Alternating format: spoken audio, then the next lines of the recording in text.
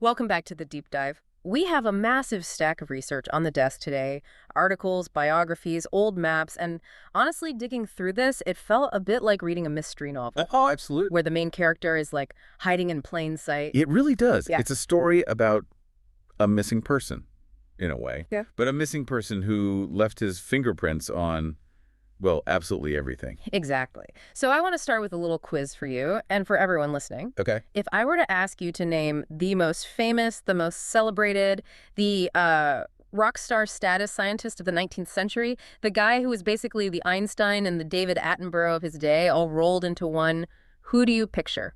Most people, I think, if they know their history, they go straight to Charles Darwin. Right. Darwin is the big one. Or maybe you think of, I don't know, Tesla or Edison if you go a bit later. But here's the thing. If you look at a map, literally any map of the world, or a biology textbook, or even a star chart, there is one name that appears more than almost anyone else's. It is genuinely everywhere. I mean, we are talking about a ubiquity that is hard to even comprehend today. We did a count. We have the Humboldt current off South America, the Humboldt penguin, the Humboldt squid. Which is a terrifying creature, by the way. A nightmare creature, Yeah. huge and aggressive. Basiticus gigas. Yeah. We found counties named Humboldt in California, Nevada, Iowa. There's a Humboldt River, a Humboldt Peak, a Humboldt Glacier.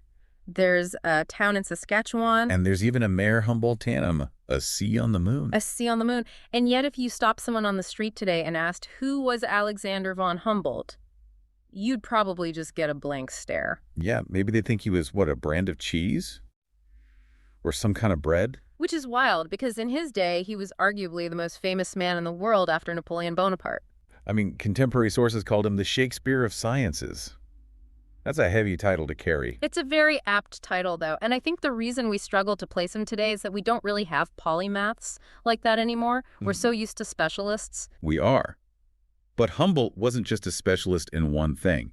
He was a geographer, a naturalist, an explorer, a mine inspector, a diplomat, and really the man who gave us the concept of ecology. So that is our mission today. We are going to dust off the history books and, resurrect the man behind the penguins and the squids. We're going to unpack the life of Friedrich Wilhelm Heinrich Alexander von Humboldt. It's quite a name. It is a lot of name for a man who did a lot of living. We're going to look at why people like Charles Darwin, Who absolutely worshipped him. said he wouldn't have even boarded the Beagle without reading Humboldt, why they called him the greatest scientific traveler who ever lived. And we're going to dig into his big idea. It sounds so simple to us now, but at the time, it was revolutionary. The unity of nature. That's the core of it right there. The idea that the world isn't just a bunch of separate lists of, bugs and rocks and weather patterns, but one giant living, breathing, interacting web. So let's rewind the clock. We're back in the late 1700s. Who is this guy? Where does he come from? Because you don't just wake up one day and decide to map the entire South American continent without some serious backstory. No, you definitely don't. You need a very specific set of circumstances for that. And Humboldt had them. Alexander von Humboldt was born in Berlin, Prussia, on September 14th, 1769. Right in the thick of the Enlightenment. Exactly. A time when reason and science were starting to challenge all the old dogmas. And he wasn't exactly a scrappy underdog, right? He didn't start from the bottom. Not at all. He was born into a very prominent, very noble family. His father was a major in the Prussian army and a royal chamberlain. The future king of Prussia was actually Alexander's godfather. So born with a platinum spoon in his mouth. Absolutely. But it wasn't exactly a warm and fuzzy childhood. His father died when Alexander was only 9. Oh, wow. Which left him and his older brother Wilhelm in the care of their mother, Maria Elizabeth. And from the biographies in our stack, she sounds, intense. Seems like an understatement. That is putting it mildly. She was described as emotionally distant, very cold. She was a woman who was incredibly ambitious for her sons, but not in a, follow your dreams kind of way. Right. She wanted them to be high-ranking civil servants for the Prussian state. So she hired the absolute best tutors, leading Enlightenment thinkers to educate them at home. And this is where we see that classic dynamic between the two brothers. It's almost like a movie script. You have Wilhelm, the older one. Wilhelm was the golden child. Brilliant, bookish, very academic. He loved languages, philosophy, ancient Greek. Boop, boop. The model student. The one who could sit still. And then there's Alexander. The problem child. He was restless. The tutors actually worried he wasn't very smart because he just couldn't sit still. He had this frantic, nervous energy. As a kid, he wasn't interested in Greek verbs. He was obsessed with the outside world. Just running around the estate, collecting plants, shells, insects. Right.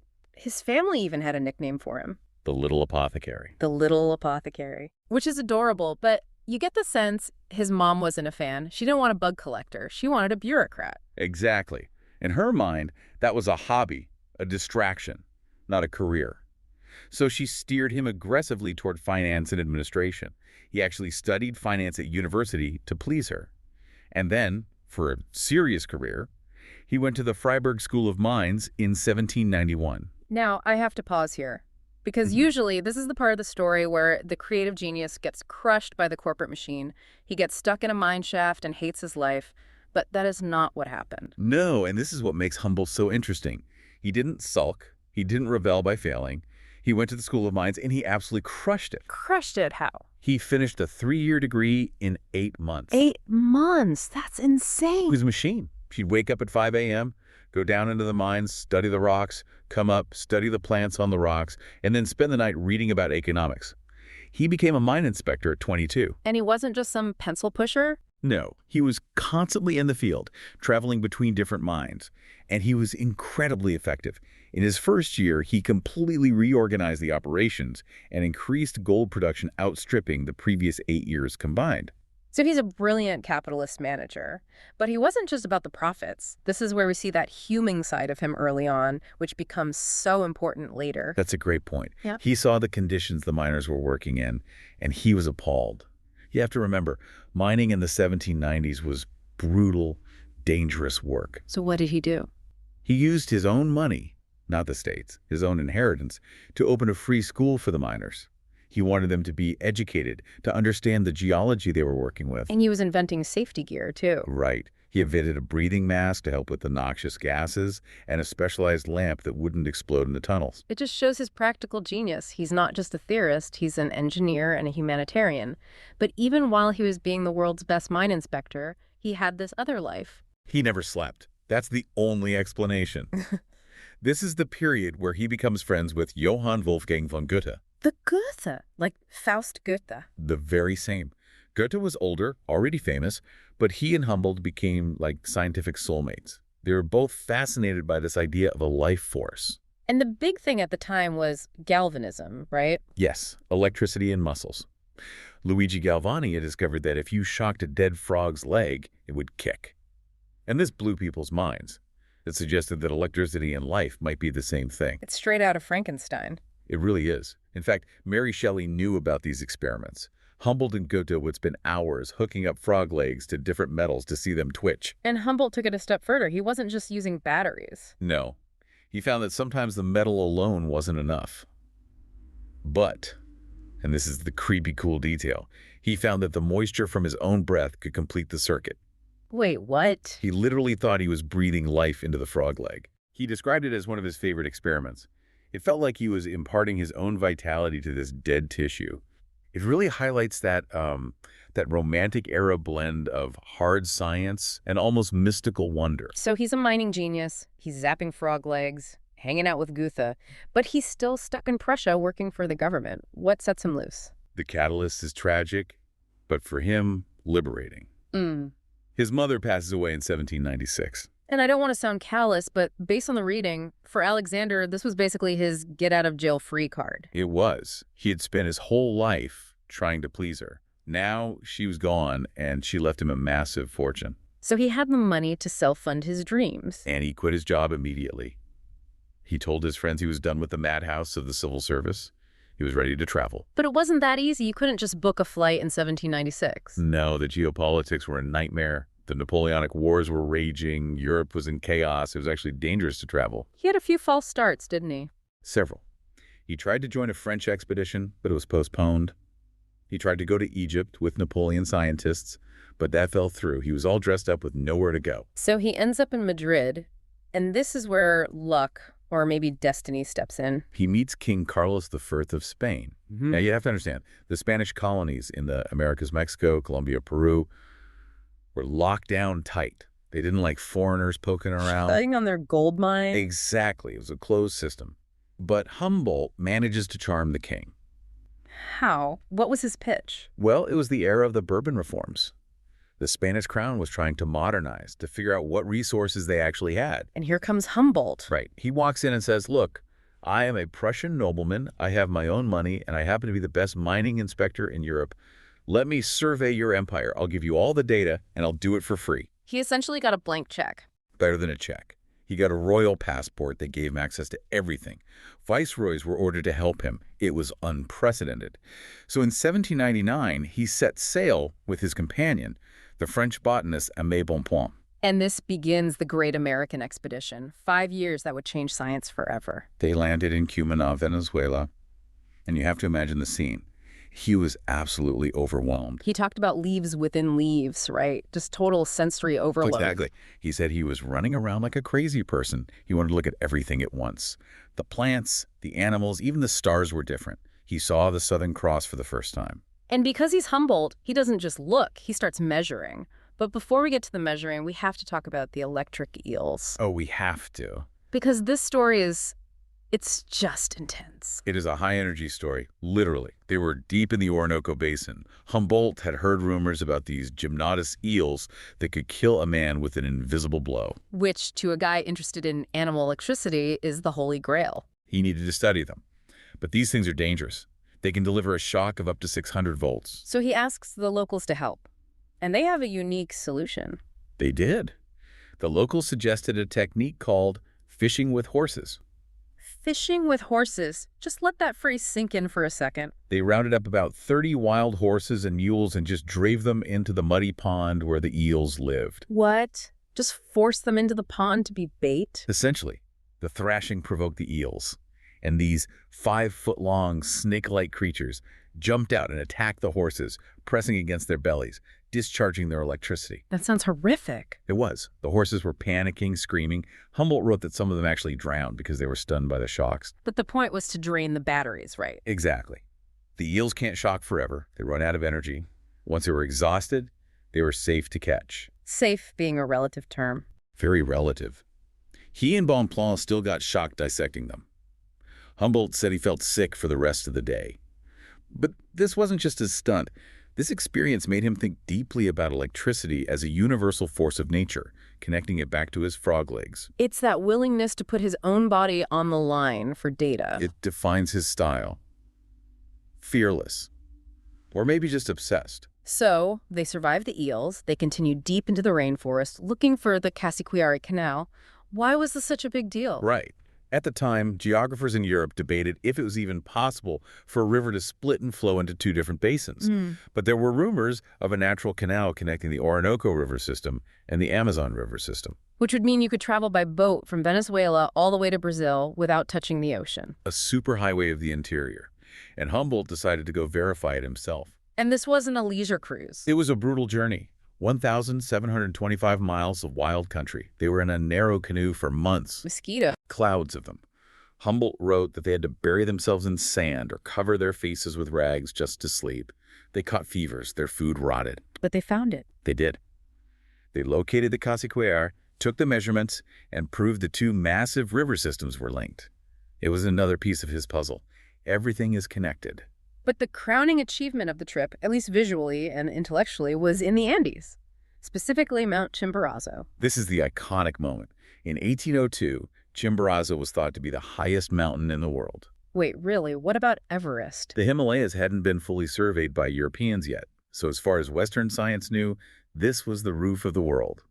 And Humboldt decided to climb it. In 1802, no North Face jackets, no oxygen tanks. No, they're wearing wool coats and velvet trousers, climbing a glaciated volcano. It sounds like a suicide mission. It nearly was. They were climbing with bleeding gums from the altitude, dizzy, vomiting, struggling to breathe. But they kept going. They made it to 19,286 feet. A world record for a Westerner at the time. And it stood for decades.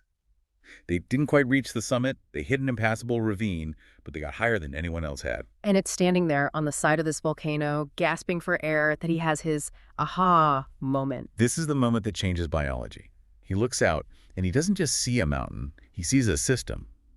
He visualizes what he called the Naturgemeldt. The painting of nature. Can you break that down? He noticed that plants were arranged in zones, like layers of a cake.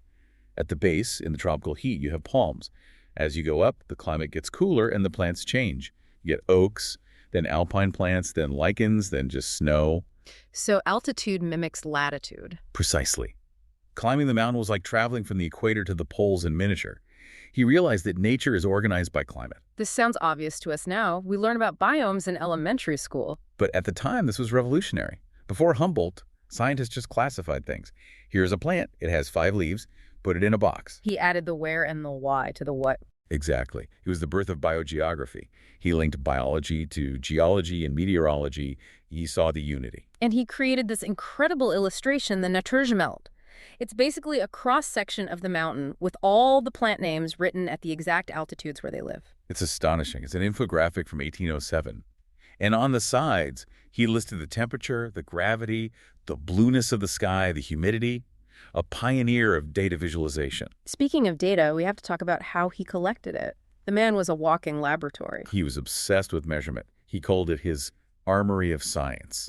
He carried the finest instruments available, packed in those velvet-lined boxes, barometers, thermometers, hygrometers. And he lugged all this up a mountain. He and Bonpland did. They were constantly stopping to set up tripods and take readings. He even measured the blueness of the sky. How do you measure blueness? He had a device called a cyanometer.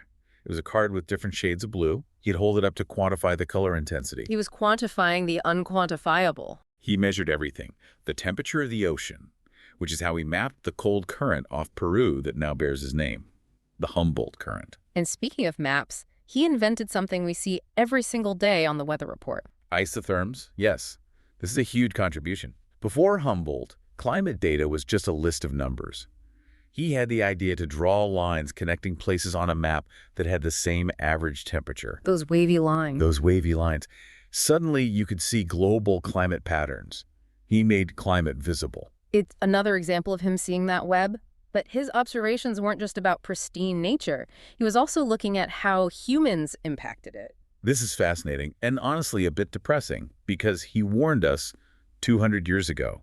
When he was in Venezuela, near Lake Valencia, he noticed the water levels were dropping rapidly. And he didn't just say, oh, it must be a dry season. No, he looked at the land use. He realized the farmers had cut down the surrounding forests for farmland. And he connected the dots. He identified the 3 crucial functions of forests: providing cooling shade, putting moisture back into the air through evaporation, and holding the soil and water like a sponge. So he basically described the mechanics of human-induced climate change in 1800. He did. He explicitly warned that destroying the forests would turn the land into a desert. He is widely considered the father of environmentalism for this. It's incredible foresight. And he didn't stop at environmental critique. He was also a sharp social critic. Yes, very sharp. After South America, he spent a year in New Spain, modern Mexico. He was very critical of the colonial system. He got access to all the colonial records. And published the political essay on the Kingdom of New Spain. A bestseller. But what's really interesting is his stance on slavery and the treatment of indigenous people. Humboldt was a vocal abolitionist. Not just a polite disagreement. No, he was vehement. He called slavery the greatest of all the evils which have afflicted humanity. Yeah. He also argued that it was scientifically wrong. He wrote that there are no superior or inferior races, only different cultures. He explicitly stated all humans are part of the same species with the same potential. That was a radical view for a Prussian aristocrat in the early 1800s. Very radical. He bucked the trend.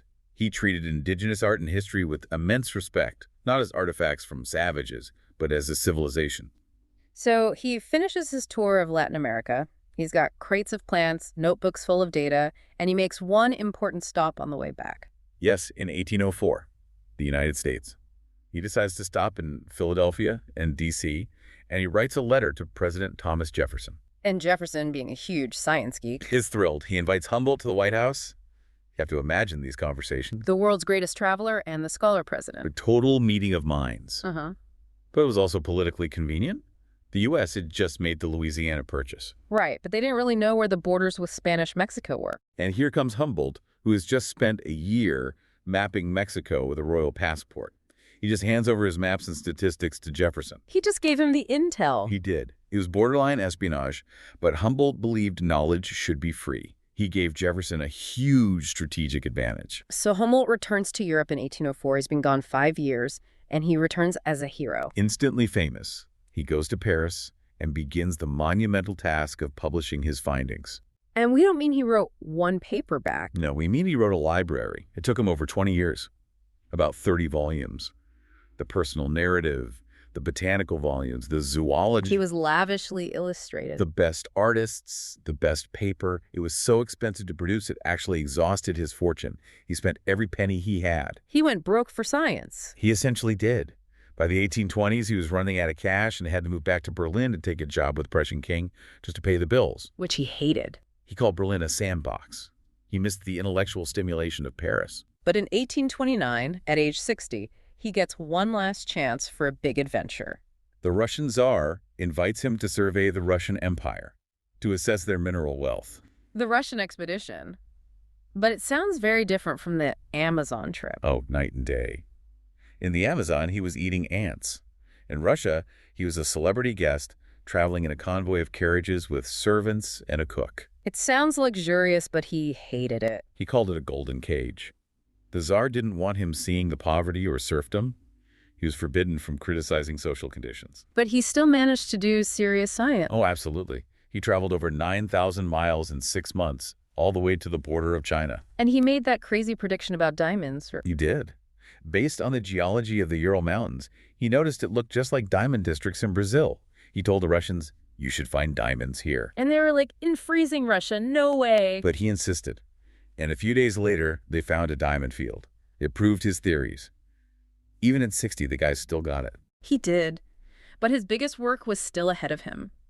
When he got back to Berlin, he decided to write one final book, a book that would contain everything. Cosmos. Cosmos. He started writing it in his 70s. The goal was to unify all known science, from stars and nebulae down to the moss on a rock, including human history, into one coherent narrative. The ultimate unity of nature manifesto. And is a massive hit. The first volume sold out in 2 months. It was translated into almost every European language. It made science popular. So let's talk about the man himself. We've talked about his work. What was he actually like? Intense. He was known for talking. A lot. A monologist. Yeah. Darwin actually met him once and was disappointed because Humboldt talked for 3 hours straight and Darwin couldn't get a word in. In his personal life, he never married. He never married. His letters show he formed very intense emotional bonds with men throughout his life. There was Reinhard von Haften, an army officer. Yes, he wrote these passionate letters to him. And later, his valet, Seifert, who was with him for decades. Humboldt left his entire estate to Seifert. And his sister-in-law had that famous quote. Caroline von Humboldt. She said, "Nothing will ever have a great influence on Alexander that doesn't come through men." It seems pretty clear. It was part of who he was.